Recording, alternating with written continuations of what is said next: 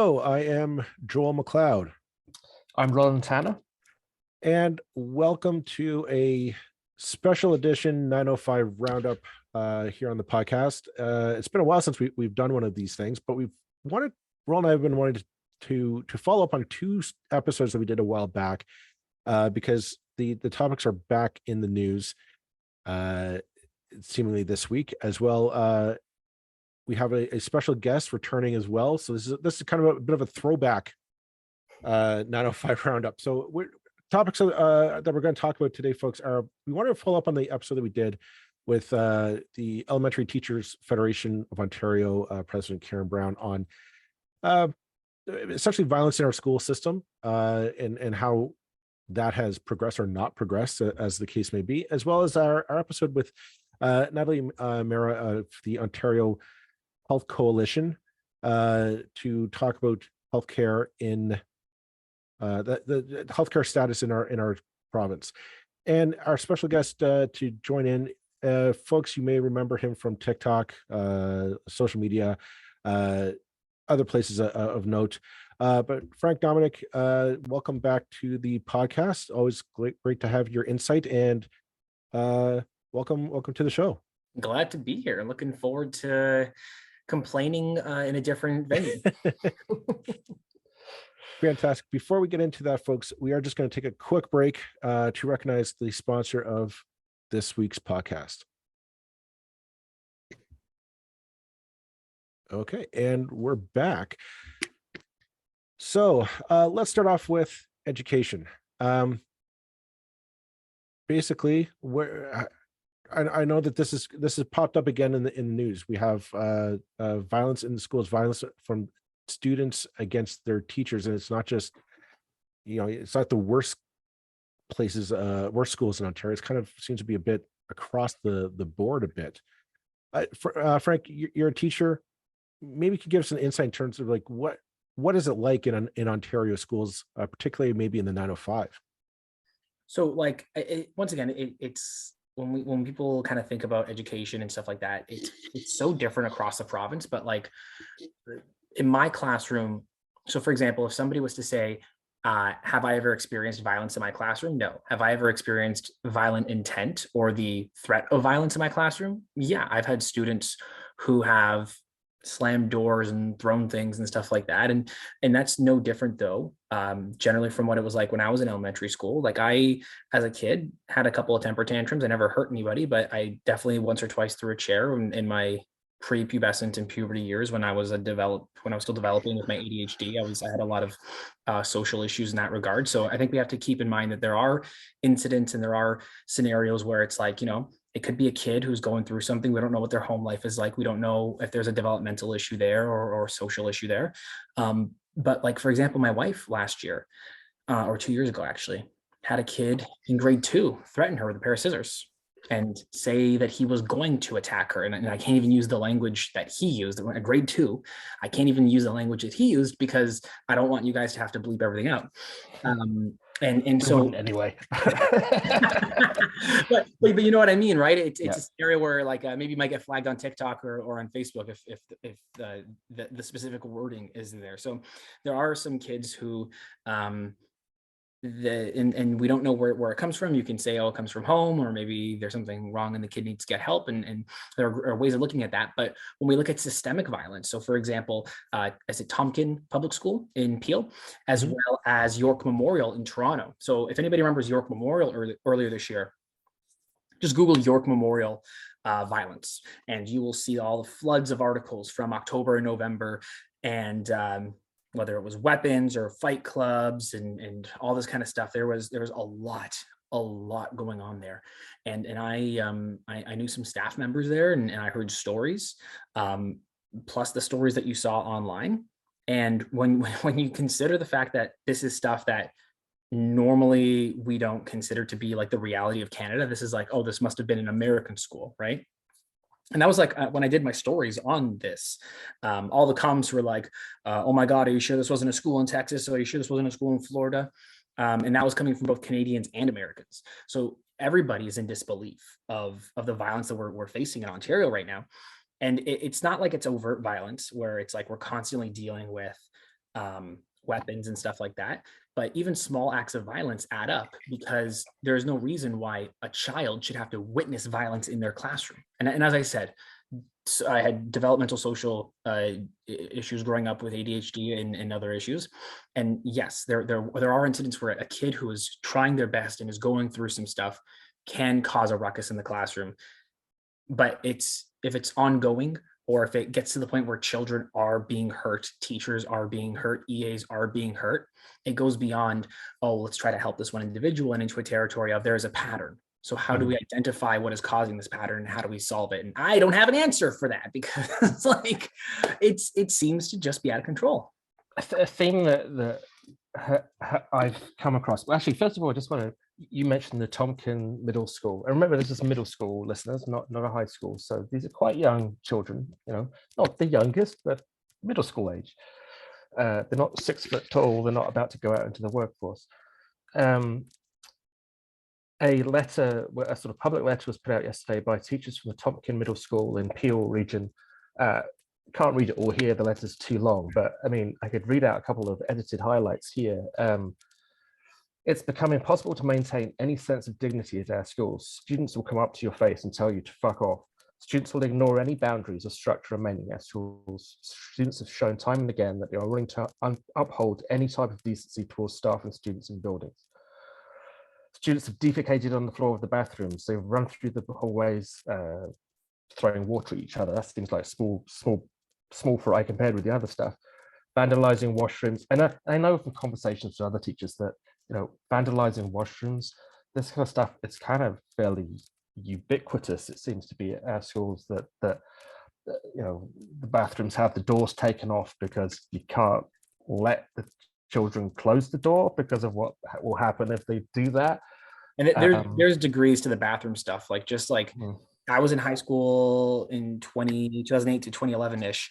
And before I had gotten to that high school, I was like, yo, why are there no mirrors in any of the bathrooms for the guys? And it's like, well, because people used to like pour lighter fluid on them and light the mirrors on fire or smash the mirrors. So I never had mirrors in my bathroom for my entire high school. And to be fair, I mean, when I was at school back in, the Stone Age, the boys' bathrooms were not a pleasant place to go either, even back then in the 80s. So it's not like bad behavior has always existed. And it's a difficult area to monitor for obvious reasons. But I mean, the list goes on and on about stuff that's been done. And it does ring true from the conversations that I've had with other teachers, in the conversations we had in the run up to our interview with the EFTO President Karen Brown, of kind of standards of discipline just being not just declining, which has probably been a constant and perennial complaint of teachers. It's like, children these days are so much worse than they used to be. And you can appreciate that, or maybe that's just the way teachers always feel. But that there's something fundamentally different here, and that worse still, that they don't have, that the school administrations do not have their back in this. So the real complaint that grabs my attention in the Tompkins school complaint is that after all this behavior of people threatening violence, of pulling X-Acto knives, of vandalizing, etc., no one's been suspended. No one's been, there have been no consequences other than restorative conversations with students and parents who are still willing to show up. Can I highlight one of the things in terms of not getting suspended, just in terms of the sanity of that? So yeah, threatening other kids with X-Acto knives. Another situation here, hitting somebody so hard with a meter stick that it knocked out one of their teeth. I mean, it's like, these are reasons to call the police. These are physical assaults. This is breaking the law. There should be accountability for that. Restorative justice is not, I don't want to be knee-jerk against that kind of stuff. I understand the point of, trying to make children understand why things should not happen. But at the same time, at some point, there needs to be a sort of hard line of like, you've crossed the line, you're in big trouble. This is what's going to happen now, Does that sort of resonate with you, Frank? No, so like, we're in this weird situation because so for example, I hate it when people are like, we don't fail kids anymore and they don't know consequences.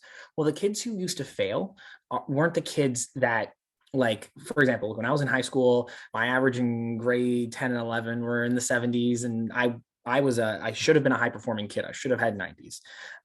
And instead, I didn't try until grade 12, and then, okay, university matters, and then my average was like a 93. Right. Because, and that's what happens with a lot of teenage boys. They don't really try until grade 12, and then all of a sudden their marks skyrocket. And so when we talk about like, oh, we don't fail kids anymore. Well, it's not kids who need a kick in the butt like I needed, who are the ones who experience the consequences of failing. It's the kids who really struggle and we want to keep them in school.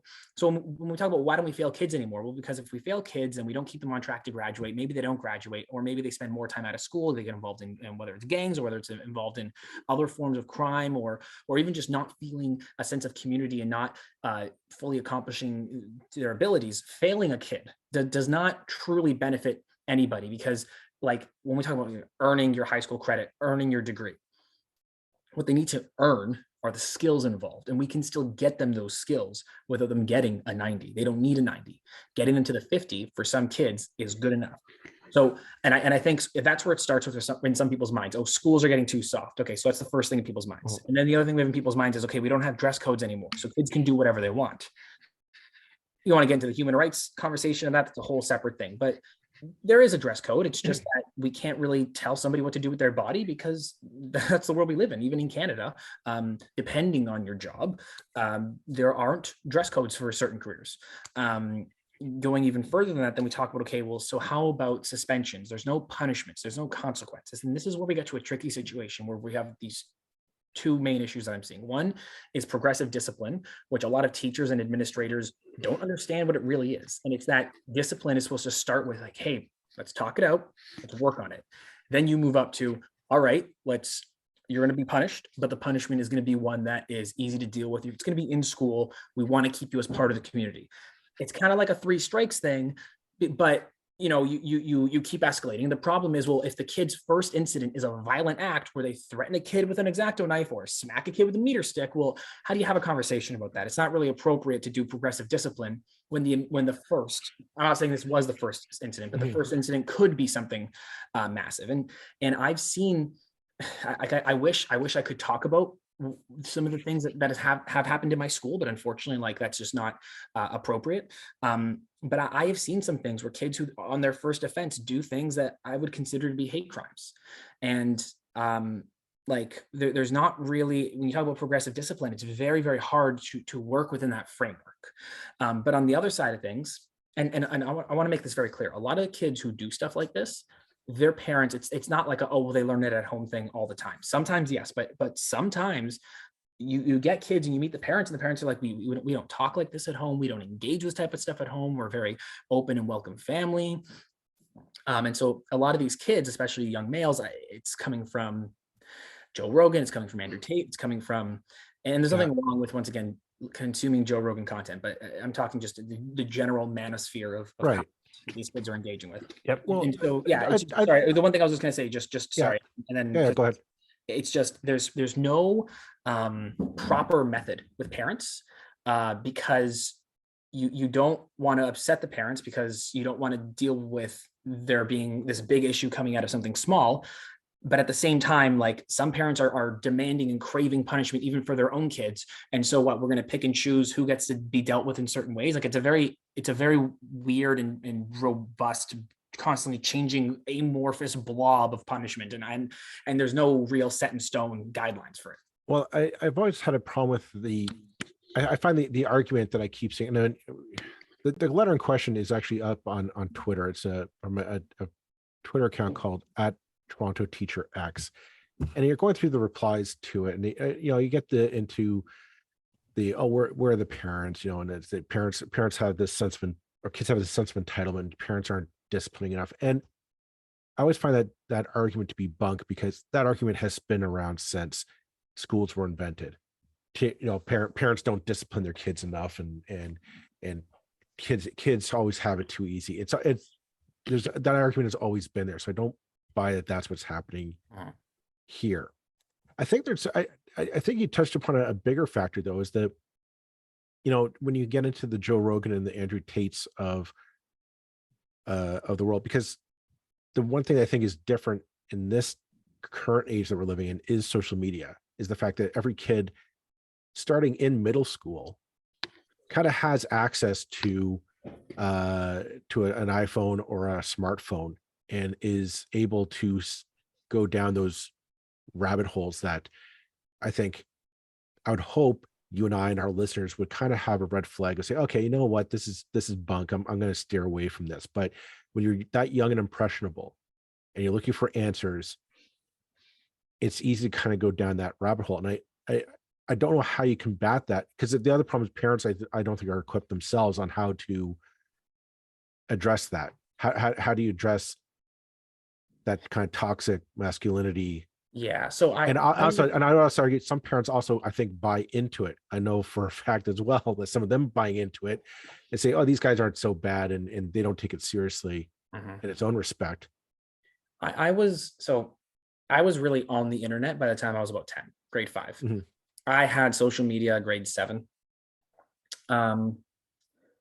Like, once again, it's kind of messed up to say, but like, I was really on the internet at a young age, back when the internet was more unregulated and more of a Wild West situation. And I saw messed up things as a kid, like not even sexually explicit content, but like ISIS beheading videos or whatever whatever was before them, all that kind of stuff. And like, I saw this stuff as a kid because like this was so easy. You can find it on Google, and like people would just share links in a messenger chat, and you don't even know what you're watching until it's too late. So the internet's not like that. The internet is not like that anymore, where the kids who are on it are being exposed to all of this so instantly.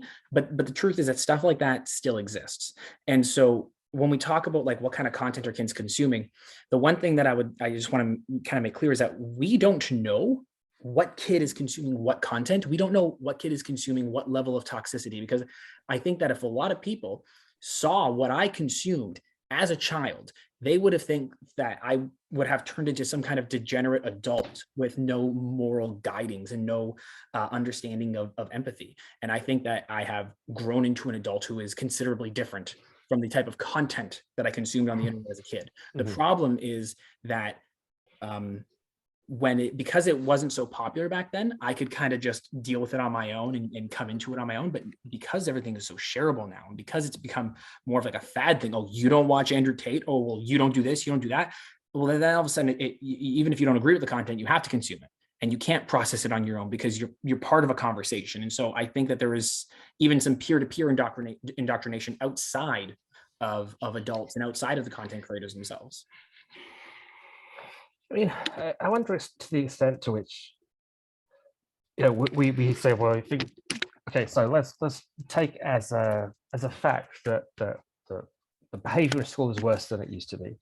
And if we do accept that fact, it's like, okay, well, why is it? Is it because parents are worse, or is it? And when I was a kid, it was all about we're all going to be corrupted by it sounds so naive now, that it was going to be video games and 18 movies from Blockbuster. It was going to corrupt society, and that was like, oh, that's just that's not going to be your problem.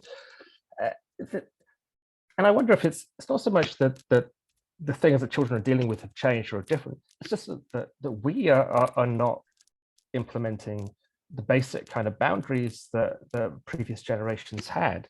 Now, you mentioned you have ADHD. I had ADHD as well, and I am so happy to see the sort of accommodations that happen now for say, when I was a kid, kids with ADHD, I'm the more kind of dreamy, look out the window type of ADHD rather than hyperactive type, but for the kids who were hyperactive, who were always just branded as naughty, as troublemakers, as no hopers, I'm so happy that that's not the case anymore. That there's the treatment, that the classrooms are willing and able to make accommodations and make learning better.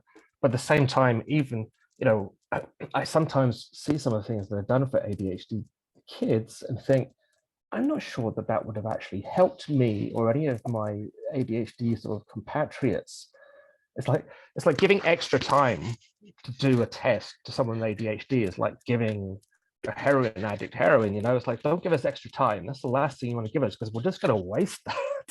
Yeah, and so like I grew up right in the beginning of those types of accommodations. So like, for example, at first I was told that my school board, your Catholic district school board, couldn't accommodate for me. I was violent outbursts, as I had mentioned earlier. But then they found out I was gifted.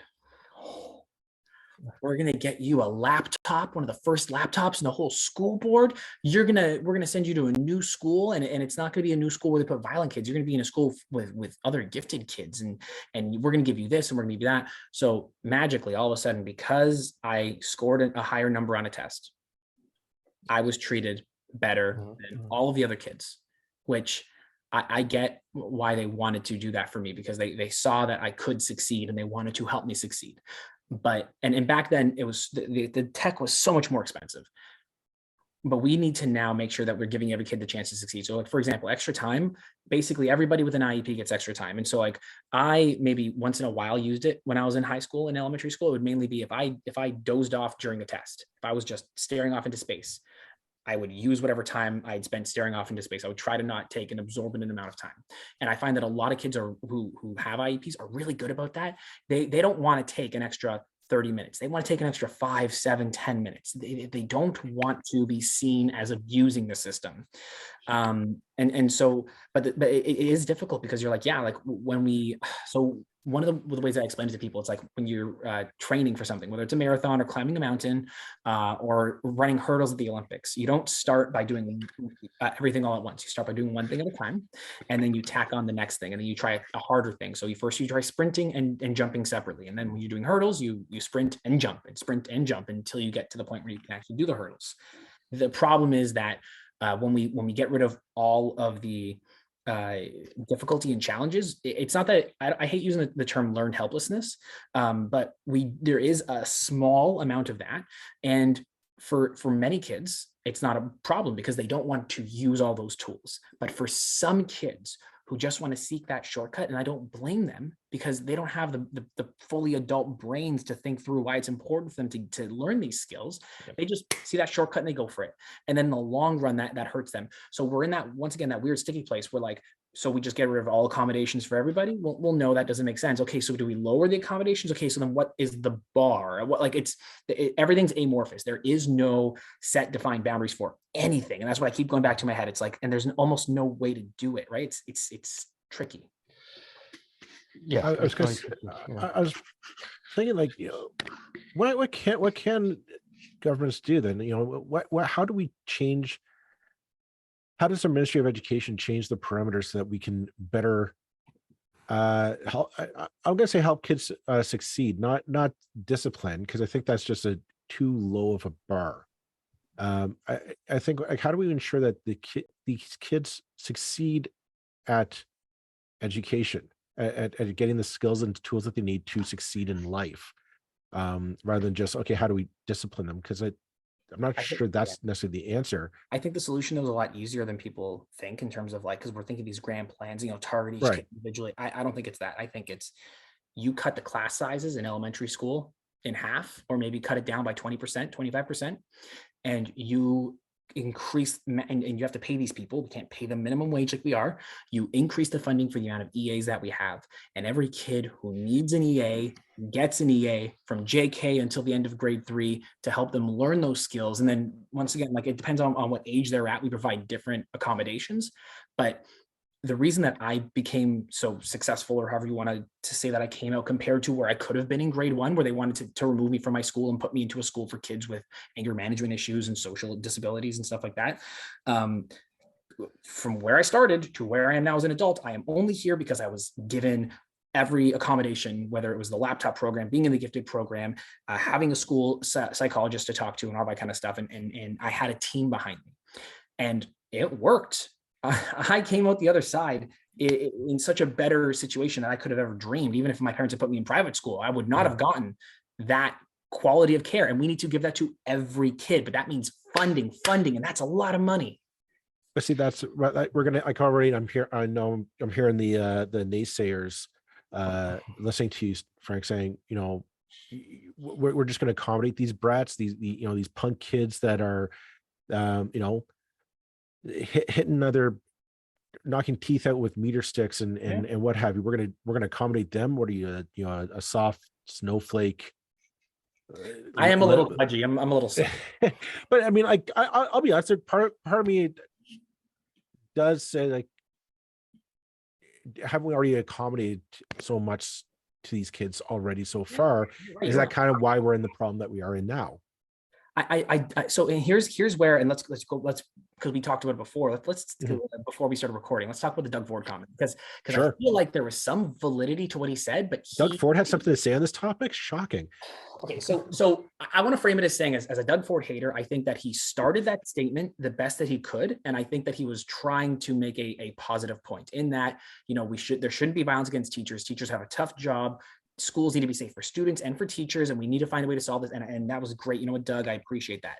And then he went into, well, if I ever did something like that, I would have gotten home and gotten beat up by my parents. And it's like, yeah, except we shouldn't be hitting our kids. So maybe the premier should not be suggesting corporal punishment as a solution. Yeah.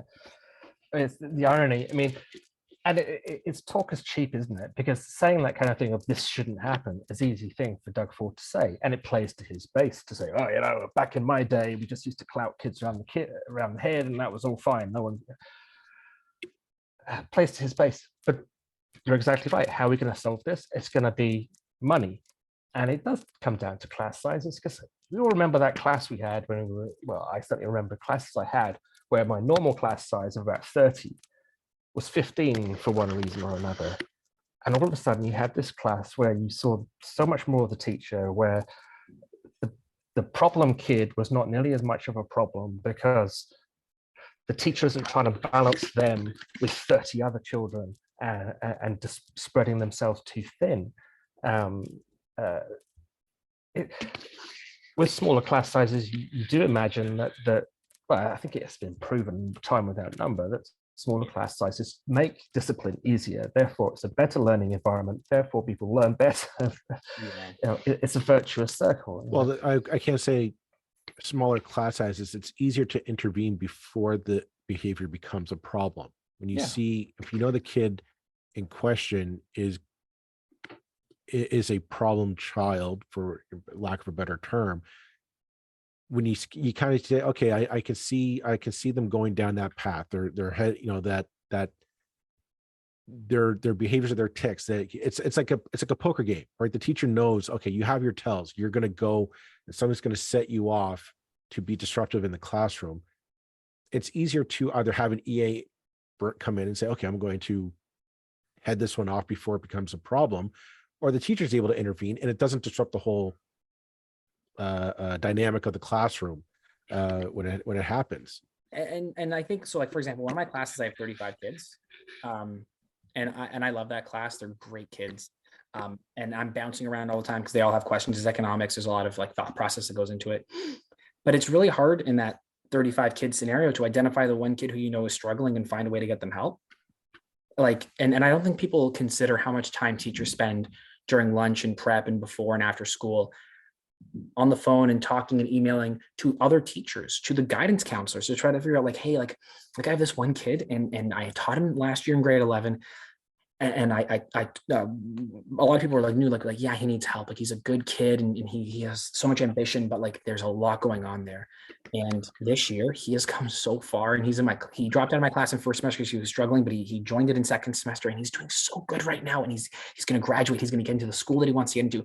And it feels so damn good to see that he is succeeding.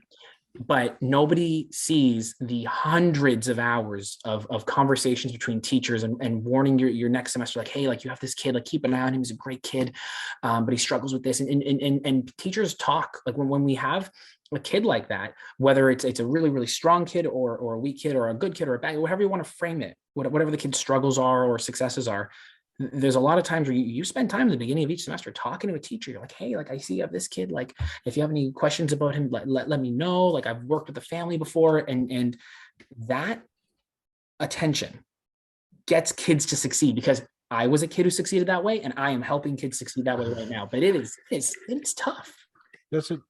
does it play into kind of the mindset that we have as a society on education as kind of an input output model of we put the kid in the classroom, the teacher stands at the front of the classroom and says, recite your ABCs and do your math and recite to me all these important dates from this textbook.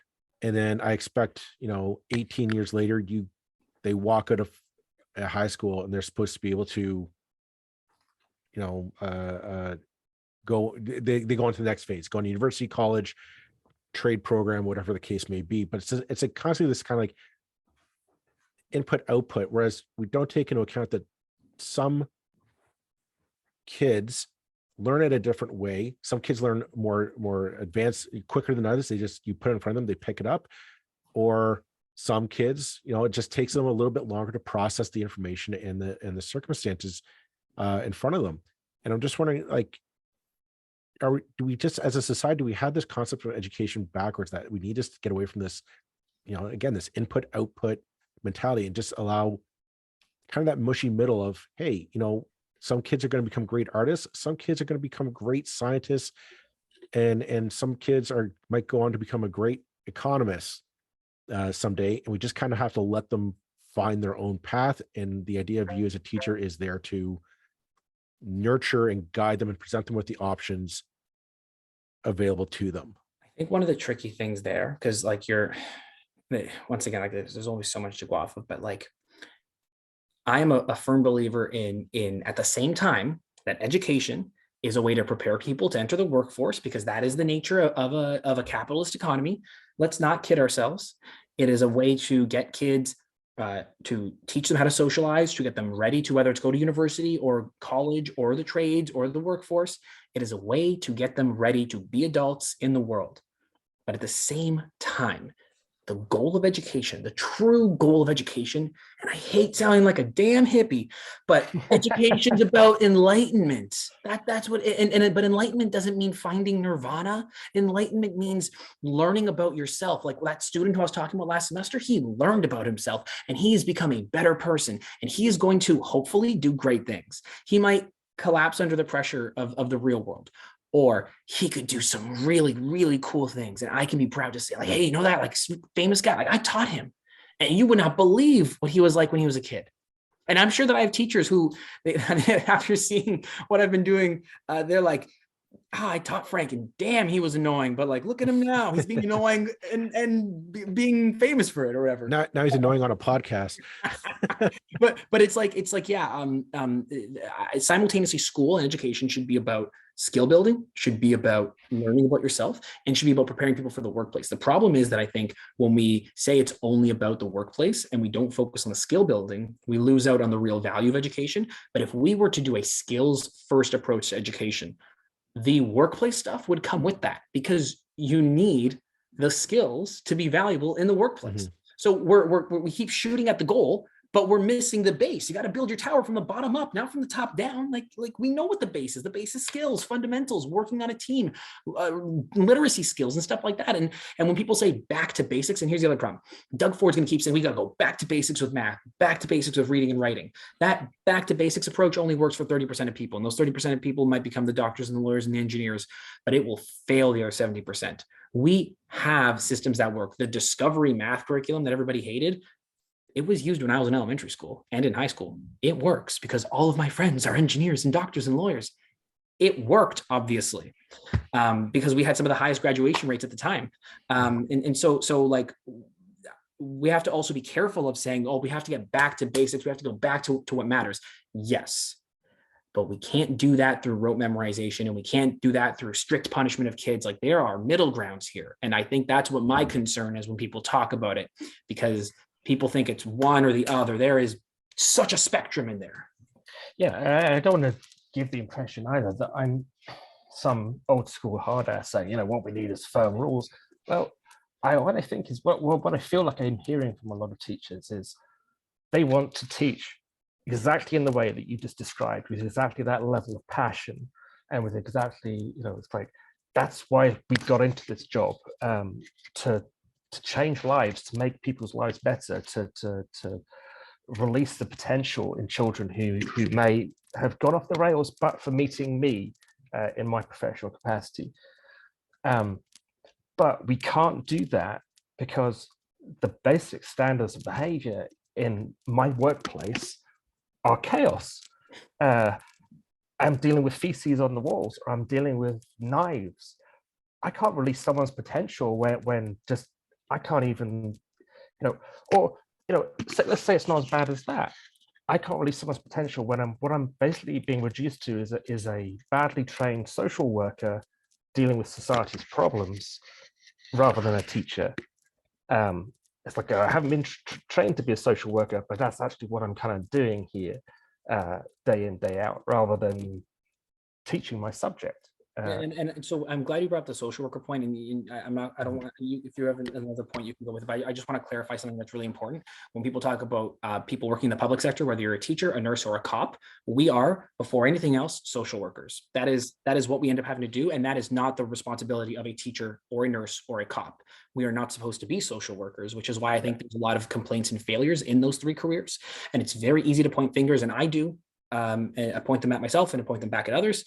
But you're right. Like that is what's happening in a lot of these public sector jobs, because we keep asking for more and more and more, and we give maybe more funding, more teachers, more cops, whatever. But that doesn't solve the problem. We need more social workers. We need a more robust system. You know what? Let's just take a quick minute, and then we'll be back with our quick second half for on healthcare. Okay. So I think we have enough time just to cover, because we did promise our listeners we are going to touch on this for the latter half of the episode. So if you go back to listen to our episode on the Ontario Health Coalition with the president, Natalie Mehra, she was talking about bringing in a referendum on healthcare in the province, which sounds all nice and warm and fuzzy, but when you really think about it, it's kind of a strange that a not-for-profit is the one kind of bringing in this, like, what's the status quo on healthcare in the province. And my understanding is that they're going to, it's basically a survey. You can go and fill it out and say what's the status on healthcare in your particular part of the province, and at some point they're going to release the findings, which I'm sure we'll report on when they finally do. But I do want to talk about the fact that why is it that we have no easy access to data on the status of our healthcare system in this province? I know it's there, but it's a real pain in the neck to go searching. You're going through websites and you can find wait times and whatnot. But in terms of like just scorecards on the things that matter most to Ontarians, it's really hard to find if you're not going to go and actually maybe talk to the hospitals themselves. One of the interesting things that I think is, I'm going to take a real hard pivot here, but I promise you I'm on topic. This is going to sound crazy. One of the benefits that came out of COVID was that we learned that our government can move quickly, and our government can collect necessary data, and our government can actually be successful and do things and work together when it's needed. Why can't it be like that all the time? Because there is no data collection in Ontario or in Canada in general. And one of the strings that was attached to the healthcare funding from Trudeau was that we implement this data collection system across the provinces. And that is great, because we need this metrics-based data to make sure that A, the provinces are spending the money where it needs to go, and B, that money is doing what we say it's going to do, and C, that we know how many doctors are seeing how many people at how many times, and all. Like, we need that data. Like, that is how we are in the age of AI, in the age of metrics. How are we not keeping that information? That is gold in the modern era. Yeah. I mean, it's a problem. It's a problem I've noticed, going from growing up in a different country and also contrasting how Canada contrasts with the States, where this attitude towards all data is open all the time, and it's one way. And whereas we take a sort of very secretive attitude to data in this country, where even during COVID, it's like the data about where outbreaks were happening and why they were happening couldn't be shared because that's potentially personally identifiable. And okay, there's good reasons for that. At the same time, we need to have the data and use it to properly develop our policies and to properly target our treatments. And it's also, I mean, it's, and we should mention that I'm just looking at Ontario Health Coalition's website right now. So their referendum, as they call it, is happening on May 26th, May the 27th, which is next weekend, next Friday and Saturday. And you can go to the website and find out about that. Problem is, the bill that they're having a referendum on, saying vote no to privatization, passed already. The bill is done. It's now an act. And I actually saw a tweet today. I can't remember who it was from, but basically saying this has happened. The game is over, and actually blaming the media for not really covering it well enough. And I mean, that's an interesting point. I don't know. Joel, you and I have tried to cover the healthcare story for the last 6 months or so, and it was actually very difficult to get anybody to speak to us. Well, I remember we contacted many, not lens, but hospital groups. We've contacted many of them around the 905, and some were very initially. They said, "Yes, we'd love to come on. Fantastic. Let's try. Let me go get some talking points." And all of a sudden, like within 24 hours, no, I've been told I'm not allowed to come on your podcast. Did you guys, so here's something that might be interesting of note. Did you guys hear about what happened with the Toronto Star and Dr. Moore? I did hear about that so Dr. Moore, they asked him to come on to do an interview, and he said, yeah, sure, let's do this thing. And then within like 24 or 48 hours, like very shortly afterwards, but they didn't cancel until an hour before the interview or something. Right. Yeah. But the Toronto Star found out through, I believe it was a Freedom of Information request, that basically at that time it was Minister Jones, who's Minister of Health.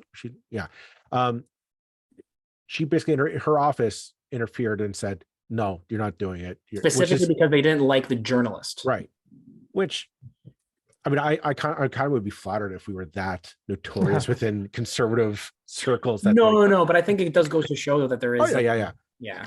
Like we know, I mean, one of the subjects we've covered the most since we've been doing this podcast is education and schools. And it's partly because our audience seems to really appreciate it. And we notice it in the statistics, and the subject that we're both very interested in and passionate about. I'm just as passionate about healthcare, really, but we have struggled to find people who will speak, and that's a problem. And it is a problem that this massive change, where healthcare is being privatized, which seems, well, we're not really having a fully fledged kind of conversation about that. I mean, because it was never an election issue. Like Doug Ford, and this is conservatives in general, but Doug Ford's really good at this. Good. They run on no platform, and then they tear up the green belt. They privatize healthcare. They've tried multiple times to privatize certain parts of education. They just failed each time, and one of them was because of COVID. Thank God. Once again, the success of COVID was stopping Lecce from privatizing part of education. But like that's what happens when you say there's no conversation. You're right, there is no conversation, because the conservative playbook is let's run on nothing except for balancing the budget, which none of them have been able to do and tend to make deficits worse. And then they slash and burn, starve the beast. I wanted to go back to something you said, Frank, that I thought was interesting. The fact that data on healthcare is very secretive, or at the very least very difficult to get, whereas it should be a standard.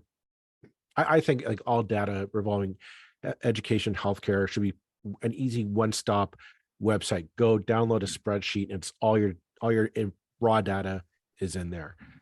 But in the age, you're right, we're heading into the age of AI, and right now it's great. Like I can type up some show notes pretty quickly. I can get some tweets generated really quickly to help on that.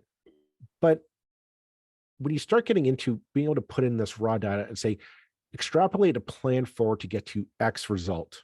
I want to reduce wait times at this hospital by 20%, right? And imagine you or I being able to put that into an AI program, say, find me a path forward. I've got this budget. This is the data that I have now. Find me a way forward. I want to reduce wait times for hip and knee surgeries by 20%. Imagine an AI program was able to present a path forward where it wasn't a matter of cutting wages or staff. It was Just not optimizing.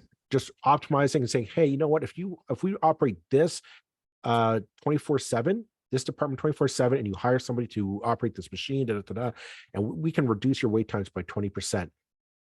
And you or I or anybody could go online and find it. Like, how revolutionary would that be to our healthcare system, where we don't have to, or really any department in government, that we could say it's right there. It's open access, that anybody can take a look at this data and present a viable plan to solve this. And it doesn't have to be like just one person. It could be anyone on Ontario could say, hey, put in the data, let's figure out a way to save us some money, or reduce our wait times, or can we start streamlining operations, or maybe even predict future pandemics so we're able to handle them a lot better than shutting down the province all the time.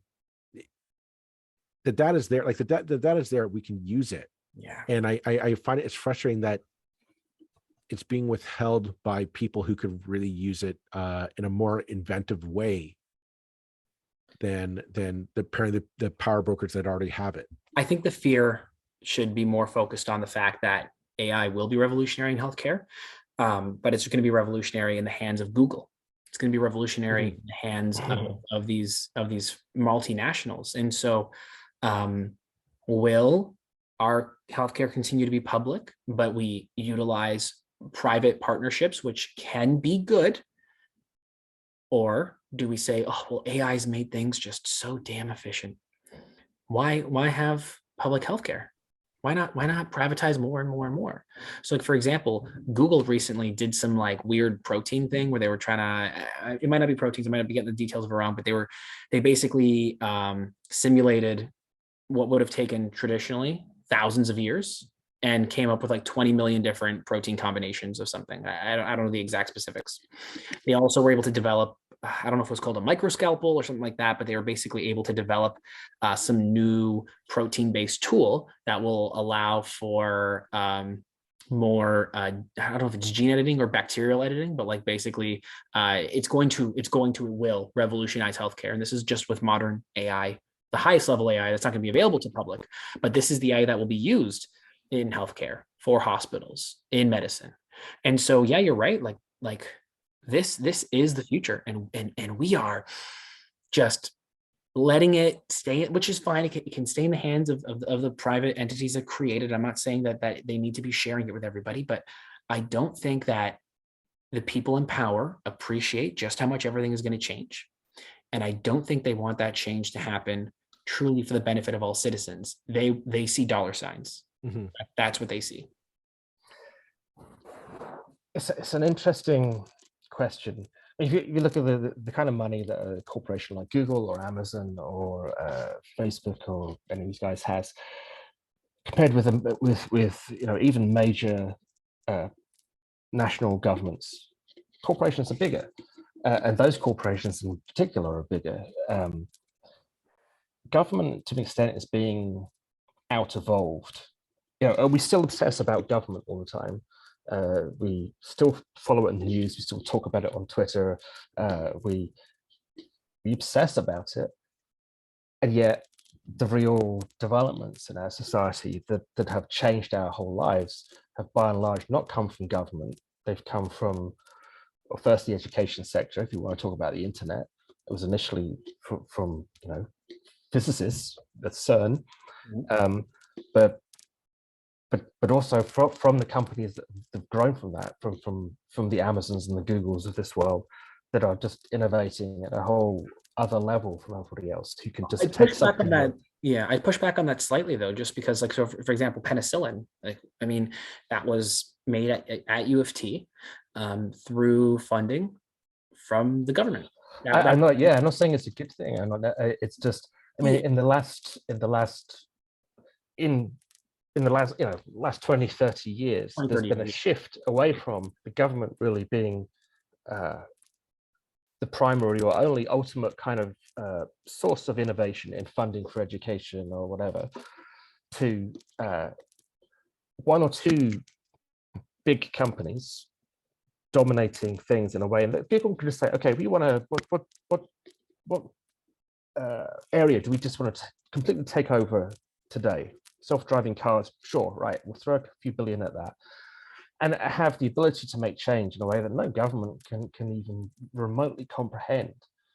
I'm not saying it's a good thing or a bad thing. It's more of it's something we maybe don't appreciate enough as a driving force in the way the world is moving. We still obsess about what Justin Trudeau is saying, or Collier, or Ford, or whoever. It's like, well, really? Are they the guys who are going to change our lives between now and the next 50 years? Like I always like to say, government can be frustrating. It can be a pain in the neck. It can be, there are times when you look back and you say, oh my God, why are they doing it this way? But at the end of the day, government is the one thing that every person in this country, 18 years of age or older, has a direct say in. You may not like it. You may not like who's governing, like who's behind the wheel at the moment, but you have a more direct say in what your government does than you do in what Google, Amazon, Apple, or any major corporation does. And even if you own shares with PFOF and stuff like that, like half the time you don't even really get a vote. Right. But I do get a vote every 4 or 5 years. Yeah. For three governments, my municipal, provincial, and federal government. So to say government can't do anything, I definitely I agree with your sentiment there, Roland, that the collective consciousness is, oh, government is just so useless. In reality, it can do amazing things. I this completely on a tangent, but I like the fact that it's government that is sending a Canadian to the moon. It's government. It's not Elon Musk and SpaceX. It's not Jeff Bezos and his dick rocket, whatever it's called. And it's definitely not Richard Branson and his space plane. It's government. It's good old fashioned government funding, government collaboration. I think I look forward to when that happens. But I also say, like, it wasn't private enterprise that did it. It's government that's doing it. Public tax dollars at work. So to say, oh, they're useless, no. And actually, it wasn't so much that I wasn't implying that it's useless, as just that there are the extent to which major corporations have resources. Yeah, have resources and have kind of stolen a march on areas that previously would have been seen as government prerogatives, is something we maybe just need to understand and appreciate more, and be aware of, because they are private companies and they are looking at the dollar signs. Mm-hmm. At least, I'm just thinking of my 30-year-old copy of Blade Runner here, and the guys being which version? Oh, the one with the unicorn, of course. Okay. Director's cut, or which director's cut? Anyway, now we're really getting off the subject, but that kind of post-democratic, corporate-driven world that was envisioned in that kind of sci-fi movie. It's a little bit where we're heading, and we just need to be aware of it. I mean, it's history happening as we watch it, and we need to say, well, because we focus so much on government, and I like you think, I think government has massive potential for good when it puts its mind to it. It's depressing how seldom it does put its mind to it. And we also need to be just keep our eye on that other side of things, which is new, but which is has the potential to make the government of Ontario, say, look like a game of tiddlywinks compared with what Google can do in an afternoon. Well, on that cheery note, maybe we bring this episode to a close. Yeah, 'Cause I do I've see we're coming up silenced on our- everybody. I would like to say that I do believe that we the future will be bright. It might take a while to get there, but I'm as much as I think that there's a lot of pain and suffering that will happen in a lot of different areas. I am a firm believer in that we're not going to hit cyberpunk dystopia. Like I there's going to be growing pains, but I think that 200 years from now we will be closer to Star Trek than to Blade Runner. I agree. I wholeheartedly agree with you. Hundreds of years, though. Hundreds of years. The one thing with Star Trek is its fans are actually making the world. Yeah. But I wholeheartedly agree with your sentiment there. I would say also, if you zoom out of history, and Roland, you should appreciate this. If you zoom out from the viewing at history far enough away, you see the incredible amount of progress that we as a human species has made. It hasn't been pretty and it hasn't been clean, but I do think we are a progressive species. We've tried to find ways of getting along together. So I agree. We're the future is hopeful. We just have to make sure that it is so. So thanks everyone for listening. Frank, very much thank you for taking your time to come on and give us your 2 cents. And we'll see everyone or talk to everyone on the next one. Bye-bye. All right.